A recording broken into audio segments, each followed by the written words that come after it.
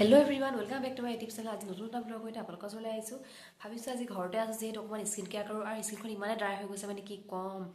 মই ঠাণ্ডা দিনৰ আগতে যোনটো ক্ৰীম ঘহো বা হেতু বাৰটো এতিয়া নঘহো গৰম দিনত বাৰু এতিয়া ক্ৰীম ঘহিলেও মানে মোৰ ড্ৰাইনেছ যোৱা নাই মানে ভাবিছো আজি আগতে যোনটো টিপছ ব্যৱহাৰ কৰিছিলো মানে কেইদিনমান কাৰণেটো ভাল হয় ন। আজি ভাবিছো আপোনালোকৰ লগতো টিপছটো শ্বেয়াৰ কৰো।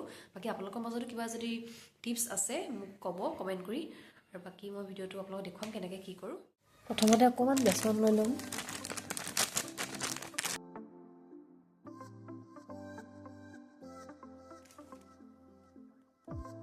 অকমান হালধি লৈ লম।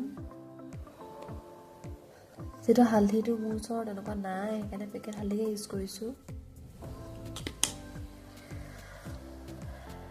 তেল অকমান ইউজ কৰিম পেৰাজ জাসমিন এটো সৰু তেল এটা আছে মোৰ ওচৰত।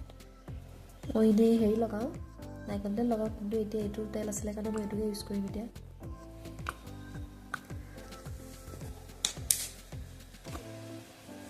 ধুনীয়াকৈ মিক্স কৰি লম এইখিনি।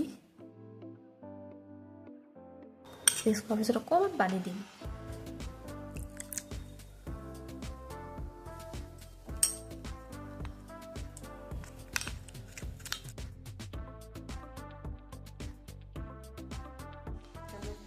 পেষ্ট ৰেডি হৈ গ'ল তেল লগাম। থোড়া সো এগুলো পানি লম এগুলো বড় দিগদার।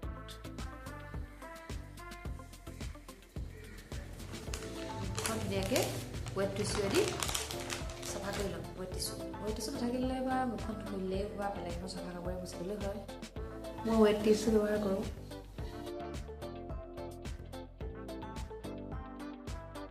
যে মুখখন চাফা হৈ গ'ল এতিয়া পেষ্টটো লগাম। পেষ্টটো মই হাতে দিয়ে লগাম।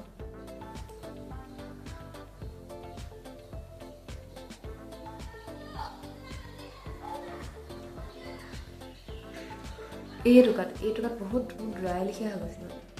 এই টুকাত এটা ভাবিছো আজি টেক্সটো কৰোঁ আপোনালোকৰ ওচৰত শ্বেয়াৰ কৰোঁ কেনেকৈ কৰোঁ মই। আপোনালোকক জনাব আপোনালোকৰ ওচৰত যদি কিবা টিপছ আছে।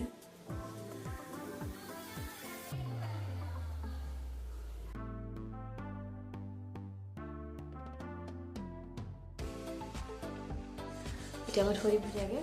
মই সময়টো আপোনালোকক ডিপেণ্ড কৰিব আপোনাৰ কিমান সময়ত হয় খালি মানে শুকাই যোৱালৈ সময়ত হ'ব। তাৰপাছত ফেচ ৱাছটো ধুনীয়াকৈ থৈ দিব। দেখিছে মোৰ অলমষ্ট শুকাই গ'ল।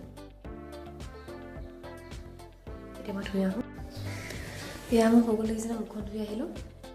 এটা চাফা লাগিছে আৰু এতিয়া যোনটো মোৰ ড্ৰাইনেছ আছিলে সেইটো মোৰ নোহোৱা হ'ল দেই। বাকী আপোনালোকেও ট্ৰাই কৰি চাব এনেকুৱা পায়। এয়া দেখিছে নহয় এইবোৰ ড্ৰাইনেছ এইখিনি ড্ৰাইনেছ টাইপৰ আছিলে যে সেইবোৰ নাইকিয়া হ'ল আৰু এটা মুখখন বহুত চাফা লাগিছে। বাকী আপোনালোকেও ট্ৰাই কৰি চাব কেনেকুৱা পালে। ভিডিওটো আজি ইমানেই আছিলে আৰু যদি ভিডিওটো চাই ভাল লাগে লাইক শ্বেয়াৰ এণ্ড ছাবস্ক্ৰাইব কৰি দিব। বাই গাইজ।